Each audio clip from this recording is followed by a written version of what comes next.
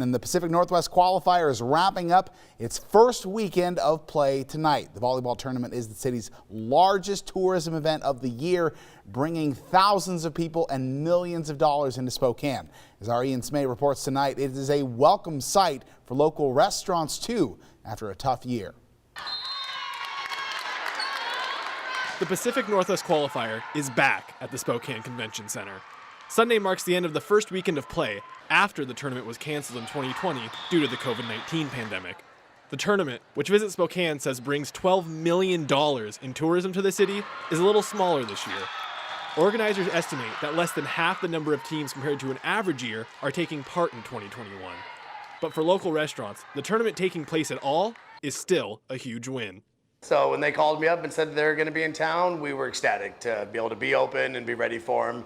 Our official grand reopening is going to be May 24th, so this will be great for us and the crew to kind of get back into the swing of things. Lee says Cosmic Cowboy Grill in River Park Square opened just weeks before the pandemic last year.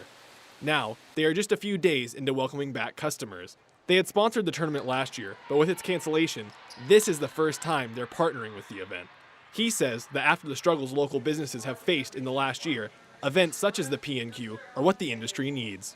You know, the main thing is there's a lot of small businesses downtown that are struggling to keep people staffed and struggling to keep the doors open, and we need to continue to move forward. And, hopefully that will continue and we'll be able to get to, phase 4 and back to normal sooner rather than later. The tournament is the first big event the Lilac City has seen return, with things such as Bloomsday and Hoopfest yet to go back to their normal in-person offerings.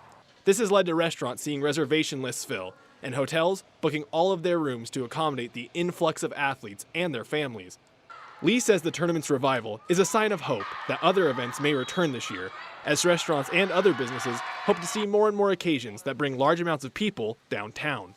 That was the plan. That's why we opened here, and hopefully if things keep going the way they're going, then we'll see a nice crowd. We're going to get our outside patio set up here shortly, and hopefully Hoopfest will be right here at our main doors. So next weekend we'll see another 3 days of play for teams in the Pacific Northwest Qualifier, which means another weekend of booked hotels and reservations for local restaurants. In downtown Spokane, Ian Smay, KREM 2 News.